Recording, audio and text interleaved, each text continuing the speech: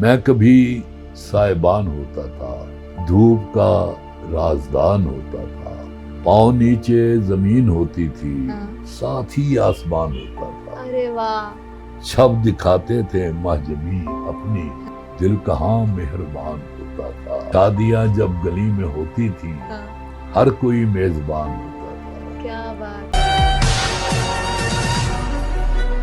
السلام علیکم، آپ دیکھ رہے ہیں این نیوز پر پروگرام شاعروں سے کریں باتیں فریال شیخ کے ساتھ۔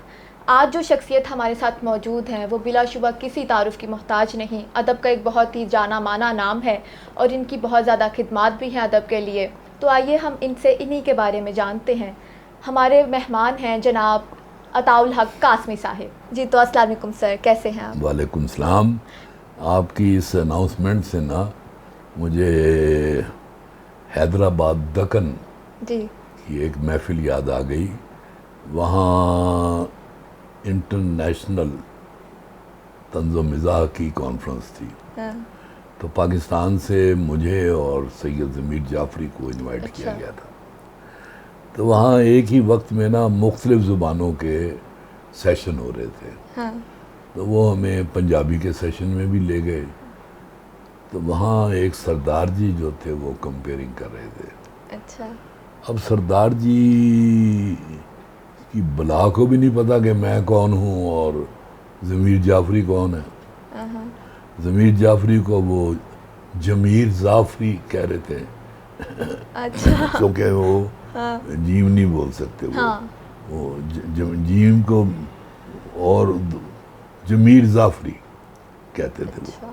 بہرحال انہوں نے جو تعارف کرایا ہمارا وہ یہ تھا کہ اج جڑے ساڈے درمیان ساڈے پرانے نے وہ اینے وڈے شاعر نے کہ میں تانوں انہاں دے بارے کی دساں، اور جدوں تہاڈے سامنے آن گے تانوں آپ ہی لگ پتہ جائے گا۔ انہیں پتہ ہی نہیں تھا تعارف کیا کراتے بیچارے۔ تو خیر تمہارے تعارف سے بھی مجھے تھوڑا سا وہ یاد آ گیا واقعہ۔ سر لیکن ہمیں بالکل اندازہ ہے آپ کے قد کا، نہیں ایسے ہی میں نے ایک طرح تھوڑا سا۔ سر آپ کا ایک طویل سفر ہے اور اس کی بے شمار یادیں ہوں گی، تو ہماری آڈینس کے ساتھ آپ کچھ شیئر کرنا چاہیں گے؟ اب دیکھو نا، طویل سفر تو میرے مختلف قسم کے ہیں۔ جی، مثلاً ایک تو میں نے دنیا کے بے شمار ممالک دیکھے ہیں میں نے، تو وہ تو میں نے سفر نامے لکھے ہیں۔ جی سر، 4 سفر نامے ہیں میرے۔ شوق آوارگی ہے، دلی دورست ہے، جی سر، دنیا خوبصورت ہے، اور چوتھا کا پتہ نہیں کیا نام ہے اسی طرح کا وہ بھی ہے۔ تو وہ تو بڑی لمبی کہانی ہے، جی، لیکن جو اگر میں اپنی کہانی بیان کروں تو یہ ہے کہ ہم امرتسر سے مائیگریٹ کر کے آئے تھے۔ اچھا، اور اس وقت میری عمر جو تھی 4 سال تھی۔ ارے واہ، تو وزیر آباد میں ہم آئے، یہاں ہماری نانی اماں رہتی تھی پہلے۔ تو کوئی 5 جماعتیں میں نے وہاں سے پڑھی، اور پھر ماڈل ٹاؤن لاہور آ گئے۔ پھر یہاں سے ماڈل ہائی اسکول سے 10 جماعتیں پڑھیں، اس کے بعد ایم اے کالج سے بی اے کیا، پھر پنجاب یونیورسٹی اور انٹر کالج سے ایم اے کیا۔ اس کے بعد پاؤں میں چین نہیں تھا، تو میں نے سوچا کہ امریکہ کا سفر کر لیں، اور پیسہ دھیلا جیب میں کوئی نہیں تھا میرے پاس۔ وہ 50 سی سی کی ہوتی تھی ایک، پتہ نہیں اس کو کیا کہتے تھے، تو وہ میں نے بیچی اس زمانے میں 600 روپے کی شاید غالباً۔ بہرحال کچھ ابا جی سے پیسے لیے، کچھ بھائی جان سے پیسے لیے، ملا کے 6000 روپے بنے۔ اب جانا امریکہ ہے اور 6000 روپے جیب میں ہے، تو بس پھر یہی کیا کہ یہاں سے لاہور سے بائی بس پشاور گیا، پشاور سے پھر بائی ایئر کابل گیا، پھر کابل سے یورپ تک کوئی رستے میں لفٹیں لیتے ہوئے کہیں بس لے لی، اور پھر استنبول سے یورپ تک ٹرین چلتی ہے سستی، وہاں تک گئے. اس کے بعد آئس لینڈ ملک ہے جی. تو وہاں سے اس کا ٹکٹ بہت سستا تھا، وہاں سے نیو یارک کا ٹکٹ لیا. لیکن ہر وقت یہ ڈر ہی لگا رہتا تھا کہ پتہ نہیں یہ اڑے گا بھی کہ نہیں، اور اگر اڑا تو کتنا اڑے گا، اس کے بعد پھر یہ نیچے آ جائے، کوئی پتہ نہیں تھا اس کا. اینی ہاؤ الحمدللہ نیو یارک پہنچ گیا میں. وہاں دوست احباب تھے، تو 6,000 روپے میں سے آپ سمجھ لو 1,000 روپے میرے پھر بھی بچ گئے تھے. واہ. اور 1,000 اس زمانے میں بنتے تھے $100. اوکے. تو پھر میں وہاں کوئی 1.5-2 سال رہا، مختلف کام کیے اور بڑا تجربہ حاصل کیا. اس کے بعد ابا جی کا خط آ جاتا تھا روزانہ کہ بیٹے واپس آؤ، تمہارا شوق پورا ہو گیا ہے. اچھا میرے سارے دوست جو تھے بڑے امیروں کے بیٹے تھے، وہ سب کے سب وہیں رہ گئے، کیونکہ اس زمانے میں امریکہ کی جو نیشنلٹی ہے ایسے ملتی تھی. اچھا. کوئی مسئلہ ہی نہیں تھا. تو مجھے کہتے ہیں تم بھی لے لو. میں نے کہا نہیں یار میں نہیں لوں گا، بالکل میں تو واپس جاؤں گا اور جیسے بھی میرے حالات ہیں میں ان کے ساتھ گزر بسر کروں گا، اور میں اپنے جو زندگی میں ہوا میں اسے برداشت کروں گا.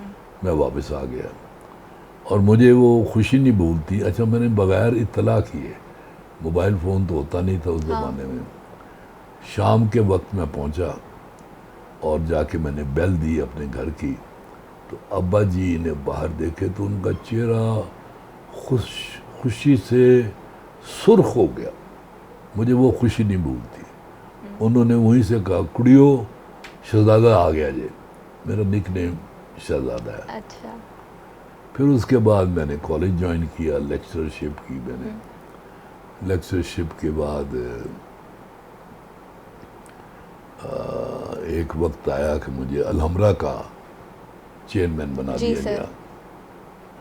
پھر مجھے الحمرہ سے پی ٹی وی کا چیئرمین بنا دیا گیا. پھر وہاں سے مجھے ناروے میں امبیسڈر بنا دیا گیا.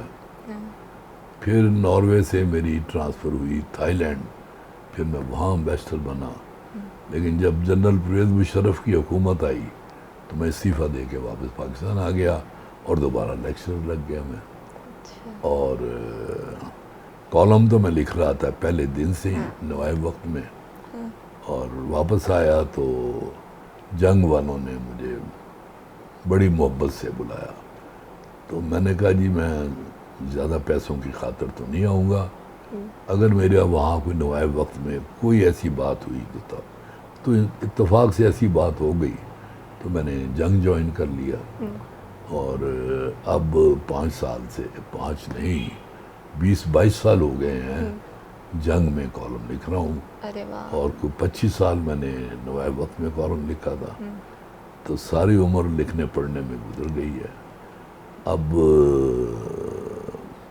کالم بھی لکھتا ہوں اور ساتھ ساتھ ایک میرا اپنا شوق ہے معاصر کے نام سے میں ایک میگزین بھی نکالتا ہوں. بڑا اس کا یہ نا ابھی یہ کل ہی آیا یہ. ارے واہ سر. معاصر کوئی تقریباً 500 صفحے کا ہے اور اس میں پورے ملک کے جو بڑے رائٹر ہیں ان کی تخلیقات شامل ہیں. سر میں یہی جاننا چاہتی ہوں کہ یہ دوبارہ شروع کرنے کے پیچھے کیا سوچ ہے؟ اس لیے کہ میں بیچ میں نا تھک گیا تھا اور پلے سے سارا کرتا تھا، میں اشتہار لیتا نہیں تھا میں. اوکے. تو میں نے کہا یار بات سنو، آخر اپنی ذات پر بھی تو خرچ کرتے ہو نا، تو اس پر بھی خرچ کرو گے تو کیا ہو جائے گا، ایک سکون تو ملتا ہے نا. بالکل. تو وہ اس سکون کی خاطر میں نے یہ دوبارہ شروع کیا ہے. اچھا. اور پہلا شمارہ ہی ماشاءاللہ اتنا خوبصورت آیا ہے بالکل کہ سر. یہ 79 میں میں نے شروع کیا تھا یہ. اچھا. یہی معاصر. ہاں جی. ہاں.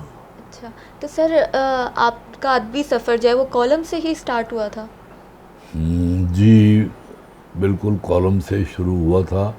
درمیان میں میں شاعری بھی کرتا تھا لیکن میری پہچان جو زیادہ بنی ہاں کیونکہ میرے جو کالم تھے وہ عام کالم نہیں تھے، وہ مختلف تھے. ہوں وہ کبھی افسانہ لگتے تھے، کبھی آپ بیتی لگتی تھی، کبھی طنز و مزاح ہوتا تھا.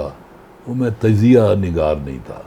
یہ جو کرتے ہیں نا تجزیے کرتے ہیں جو جی سیاسی، جی جی وہ میرا شعبہ نہیں تھا. ٹھیک چنانچہ میرے کالم کی ایک ادبی حیثیت بن گئی. تو پھر 5 کتابیں، 1 4 9 مجموعے جو ہیں میرے وہ کالموں کے. اور ورنہ تو کالم ایک دن اس کی زندگی ہوتی ہے، جی تو میرے کالموں کے مجموعے جو ہیں یہ کئی سالوں سے بالکل سر یہ مستقل چل رہے ہیں. بالکل سر چھپ رہے ہیں. یہ بالکل. ہاں، نیا نیا ایڈیشن آ جاتا ان بالکل کا. سر. ہاں. تو سر آپ نے تو کافی عہد دیکھے ہیں، تو آپ نے مطلب سینئرز کے ساتھ بھی آپ کا ٹائم گزرا ہے، ہم بہت. بچے بھی اب آپ کے سامنے ہیں. ہاں تو آپ کو کون سا عہد زیادہ اچھا لگتا ہے، کون سا دور پسندیدہ ہے؟ دیکھیں جی، بات یہ ہے کہ سب سے اچھا ہے تو وہ لگتا ہے جب آپ جوان ہوتے ہیں. جی ٹھیک ہے نا. تو اس عمر میں وہ جو لوگ ہمیں ملے ہوں وہ اب نہیں ہے. سچی بات ہے. نہ احمد ندیم قاسمی ہیں، جی سر. نہ فیض احمد فیض ہیں، نہ منیر نیازی ہیں، نہ مجید امجد ہیں، جی نہ نون میم راشد ہیں. وہ لوگ رہے نہیں. بالکل. تو اب جو ہیں ان میں بڑے بڑے اچھے شاعر بھی ہیں، لیکن انہوں نے ابھی ایک لمبا سفر طے کرنا ہے اور پھر وہ کہیں جا کے اپنی منزل کو ٹچ کریں گے. تو سر ان سب شخصیات جو ہیں ان کے ساتھ جیسے آپ کا وقت گزرا، اس حوالے سے ہمیں کچھ بتائیں گے آپ؟ میرا بہت زیادہ وقت جو ہے نا وہ احمد ندیم قاسمی صاحب کے ساتھ گزرا ہے. اچھا. بلکہ احمد ندیم قاسمی میرے ادبی محسن ہیں. مجھے ادب میں لانے والے وہ ہیں. مجھے اچھا. وہ اس طرح کہ میں نے جب اپنے سفر نامے کا پہلا باب لکھا نا، شوق آوارگی، جی تو اب سب سے بڑا پرچہ جو تھا وہ تو تھا نا فنون. جی لیکن میری ہمت نہ پڑے کہ احمد ندیم قاسمی کو میں دوں جا کے. میری کوئی پہچان نہیں تھی، کچھ نہیں تھا. تو ایک دن ہمت کر کے نا، وہ نہیں تھے وہاں بیٹھے ہوئے دفتر میں ان کی ٹیبل پہ چھوڑ آیا. اچھا واپس آیا تو کوئی 20 دن کے بعد جو دوست مجھے ملے وہ مجھے اس کا کوئی حصہ سنائے. میرے یار وہ تیرا جملہ بڑا کمال کا ہے یار، وہ جو واقعہ تم نے لکھا یار وہ فلاں بات. میں حیران، میں نے کہا یار وہ فنون چھپ گیا؟ کہنے کہ نہیں فنون تو نہیں چھپا. احمد ندیم قاسمی صاحب جو ہیں وہ تمہارا یہ سفر نامہ کھول کے بیٹھے ہوتے ہیں تمہارا، اور اس میں سے جملے سنا رہے ہوتے ہیں آنے جانے والے. اندازہ لگائیں اس سے زیادہ کسی کی حوصلہ افزائی کیا ہو بالکل سکتی ہے. سر. چنانچہ جب وہ اس کی پہلی قسط چھپی ہے، I'm so lucky کہ ایک دم پورے ملک میں مجھے ایک سفر نامہ نگار کے طور پہ مجھے ریکگنائز کیا گیا فوری طور بالکل پہ. سر. اور دیر ہی نہیں لگی اس ہاں. میں. اس کے بعد تو اب میری جو شہرت ہے وہ طنز و مزاح، کیونکہ میرے جو سفر نامے ہیں ان میں بھی طنز و مزاح ہے. جی سر. ہاں. چنانچہ بیسیکلی میں طنز و مزاح نگار بنا. شاعری میں نے سنجیدہ کی، تو چنانچہ شاعری بھی ٹھیک ہی ہے بس. اور سر میں یہی جاننا چاہتی ہوں کہ آپ کی ایک پہچان جو ہے مزاح نگار کے طور پر بھی ہے، تو آپ کی شخصیت کا کوئی حساس اور سنجیدہ پہلو ہے؟ میں ویسے تو بڑا سنجیدہ آدمی ہوں. اچھا. مثلاً یہ ہے کہ غصہ مجھے آتا ہے عام لوگوں کی طرح، لیکن میں پی جاتا ہوں، دبا دیتا ہوں غصے کو. اور بڑی محبت سے لوگوں کو ملتا ہوں میں، دشمنوں کو بھی بڑی محبت سے ملتا ہوں، اور ان کے دلوں سے میں کوشش کرتا ہوں کہ کینہ دور ہو جائے. تو کسی کے کینہ دور ہوتا ہے، کسی سے نہیں ہوتا، لیکن مجھے فرق کوئی نہیں پڑتا اس سے. تو زندگی کو میں نے بہت قریب سے دیکھا ہے اور بہت لطف لیا ہے میں نے زندگی کا. اب بھی اس عمر میں بھی میں اب آلموسٹ 82 ہوں میں، ٹھیک ہے. اچھا ماشاء اللہ. تو صرف گھٹنوں کا مسئلہ ہے، ہاں لیکن باقی سارے کام کرتا ہوں، اللہ کا شکر ہے. ٹھیک. تو سر آپ کو کوئی آپ کو پڑھ کر تو ہم نے لکھنا سیکھا ہے، بہت سے لوگوں نے لکھنا سیکھا ہے، ٹھیک ہے. تو کوئی ایسا نام ہے جسے پڑھ کر آپ کو لگا ہو کہ اچھا مجھے لکھنا چاہیے، شوق پیدا ہوا ہو لکھنے کی طرف؟ سچی بات ہے کہ ایسا کوئی بھی نہیں تھا. یہ چیز آپ کے اندر ہوتی ہے. جی سر بالکل. کوئی کسی کو شاعر یا ادیب نہیں بنا سکتا. بالکل سر. یہ ہوتا ہے کہ اس کو نکھار سکتا ہے. احمد نعیم قاسمی نے میرے شوق کو نکھارا انہوں نے، اور اسی طرح جو میں مطالعہ کرتا رہا، ان سے میں چاہے ملا ہوں یا نہیں ملا ہوں، لیکن ان سب کو میں اپنا استاد سمجھتا ہوں، کیونکہ وہ پڑھ کے تو مجھے لگتا تھا کہ کیا چیز اچھی ہے اس میں، کیا کمی رہ گئی ہے اور کیا اچھائی ہے. ٹھیک سر. سر پہلے کے دور میں اور اب کے دور میں آپ کا کوئی پسندیدہ شاعر؟ ہاں، پسندیدہ شاعر تو بہت سے تھے، لیکن ان میں ایک شاعر ایسا بھی تھا جو شاعر بھی بڑا پسندیدہ تھا میرا، اور اس کی شخصیت بھی بڑی کمال کی تھی. اس کا نام تھا منیر نیازی. ارے واہ. کمال کا شاعر. بالکل سر بلا شبہ. سورج چڑھیا پچھم تو تے پورب آن کھلویا. سورج چڑھیا پچھم تو تے پورب آن کھلویا، اج دا دن بھی ایویں ہی لنگیا، کوئی بھی کم نہ ہویا. ارے واہ. نہ ملیا میں خلقت نو، نہ یاد خدا نو کیتا، نہ میں پڑھی نماز تے نہ میں جام شراب دا پیتا. خوشی نہ غم کوئی کول نہ آیا، نہ ہسیا نہ رویا، آج دا دن بھی ایویں لنگیا، کوئی بھی کام نہ ہویا. کیا بات ہے. یہ ان کی پنجابی کی ہے، لیکن اردو میں بھی انہوں نے جو شعر کہہ دیا ہے، کمال کا شاعر.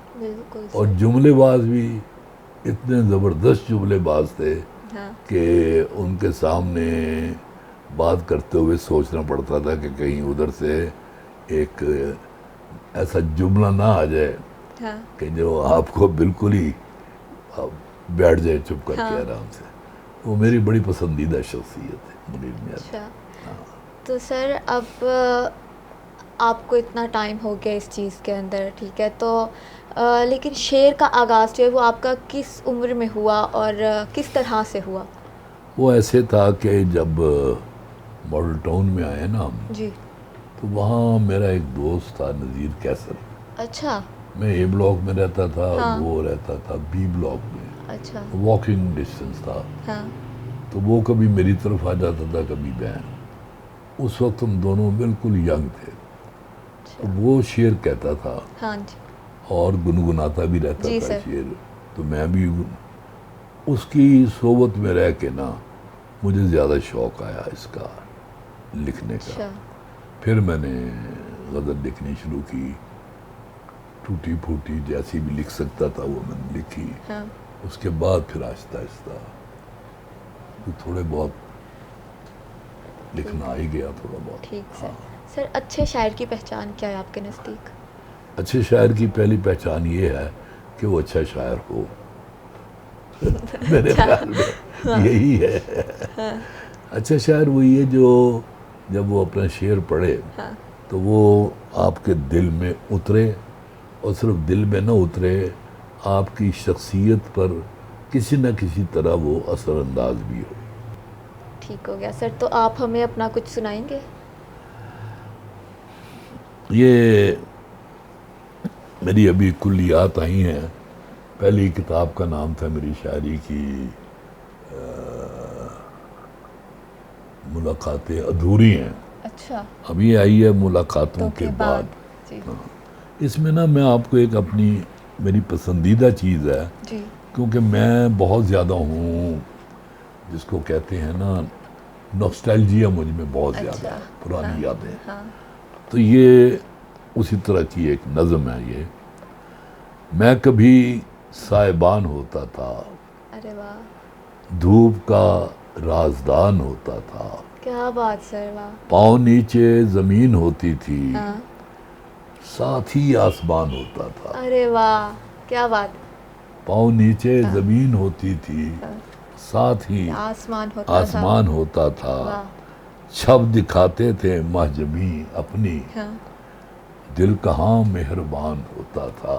ارے واہ سر، کیا بات، شادیاں جب گلی میں ہوتی تھیں، ہر کوئی میزبان ہوتا تھا۔ کیا بات، یہ زمانہ تو آپ لوگوں نے نہیں دیکھا، جی گلیوں میں شادیاں ہوتی تھیں۔ جی سر، شادیاں جب گلی میں ہوتی تھیں، ہر کوئی میزبان ہوتا تھا، ہر کوئی دوسرے کی کشتی تھا، ہر کوئی بادبان ہوتا تھا۔ ارے واہ سر، گرمیوں میں چھتوں پہ سوتے تھے، پاسباں آسمان ہوتا تھا۔ کیا بات، اس قدر ساتھ تھیں گھروں کی چھتیں، ایک چھت کا گمان ہوتا تھا۔ ارے واہ، اس قدر ساتھ تھیں گھروں کی چھتیں، ایک چھت کا گمان ہوتا تھا۔ شب کو ٹھنڈی ہوائیں چلتی تھیں، ساحلوں کا گمان ہوتا تھا۔ جی واہ، رات بارش جو آن لیتی تھی، یہ بڑا قیامت کا مرحلہ ہوتا تھا۔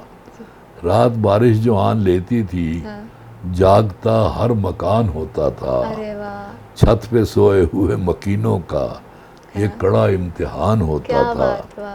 لوگ بستر سمیٹنے لگتے، ہر کوئی بے امان ہوتا تھا۔ اس کے بعد آگے پھر ایک اور حصہ ہے کہ مرغ پکتا تھا جب کسی گھر میں، یہ امارت نشان ہوتا تھا۔ بندہ مرغی اس وقت کھاتا تھا جب وہ بیمار ہوتا تھا، یا مرغی بیمار ہوتی تھی، اس کے علاوہ کوئی نہیں کھاتا تھا۔ اچھا، مرغ پکتا تھا جب کسی گھر میں، یہ امارت نشان ہوتا تھا۔ سب کے منہ میں زبان ہوتی تھی، کب کوئی بے زبان ہوتا تھا۔ چاند تاروں سے دوستی کے سبب سب کا روشن مکان ہوتا تھا۔ کیا بات، منزلیں ساتھ ساتھ چلتی تھیں، راستہ مہربان ہوتا تھا۔ کیا بات، گاؤں سادہ دلوں کے مسکن تھے، شہر شہر امان ہوتا تھا۔ واہ، اور حاجی بابا ہمارے کوچے کا سارے بچوں کی جان ہوتا تھا۔ واہ سر، آگے آ جاتا ہے پھر اس کا دوسرا حصہ جی سر، کہ شہر لاہور تیری گلیوں میں ایک سنہری مکان ہوتا تھا۔ ایک مہمان وہاں پہ ٹھہرا تھا، جس کا میں میزبان ہوتا تھا۔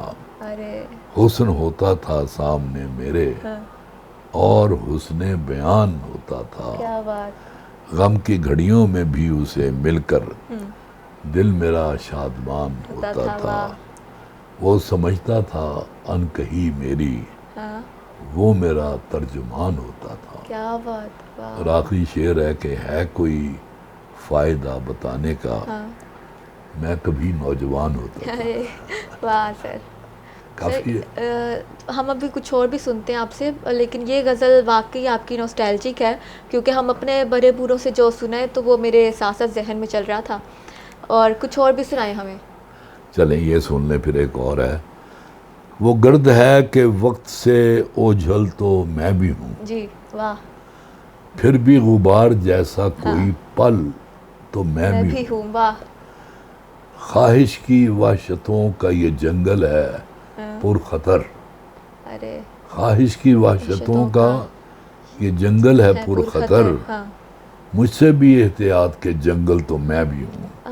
واہ سر، کیا بات، خواہش کی وحشتوں کا یہ جنگل ہے پر خطر، مجھ سے بھی احتیاط کے جنگل تو میں بھی ہوں۔ بنجر زمین کی زرد رکوں سے نکل کے وہ، بنجر زمین کی زرد رتوں سے نکل کے وہ آئے گا میرے پاس کے بادل تو میں بھی ہوں۔ اور یہ شعر دیکھو کہ لگتا نہیں کہ اس سے مراسم بحال ہوں، لگتا نہیں کہ اس سے مراسم بحال ہوں، میں کیا کروں کہ تھوڑا سا پاگل تو میں بھی ہوں، لگتا نہیں کہ اس سے مراسم بحال ہوں، میں کیا کروں کہ تھوڑا سا پاگل تو میں بھی ہوں۔ وہ میرے دل کے گوشے میں موجود ہے کہیں، اور اس کے دل میں تھوڑی سی ہلچل تو میں بھی ہوں۔ نکلے ہو قطرہ قطرہ محبت تلاشنے، دیکھو ادھر کہ پیار کی چھاگل تو میں بھی ہوں، کیسے اسے نکالوں میں زندان ذات سے، زندان ذات ہی میں مکفل تو میں بھی ہوں. واہ اور آخری شعر ہے کہ ماضی کے آئینے میں عطا کوئی خوش ادا، واہ ماضی کے آئینے میں عطا کوئی خوش ادا، شکوہ کنا تھا کہتا تھا ساول تو میں بھی ہوں. واہ سر، کیا خوبصورت غزل ہے یہ، بہت ہی عمدہ ہے، بہت. جی تو اسی کے ساتھ مجھے یعنی فریال شیخ کو دیجیے اجازت. دیکھتے رہیے این نیوز، ملتے ہیں اگلے ایپیسوڈ میں. اللہ حافظ.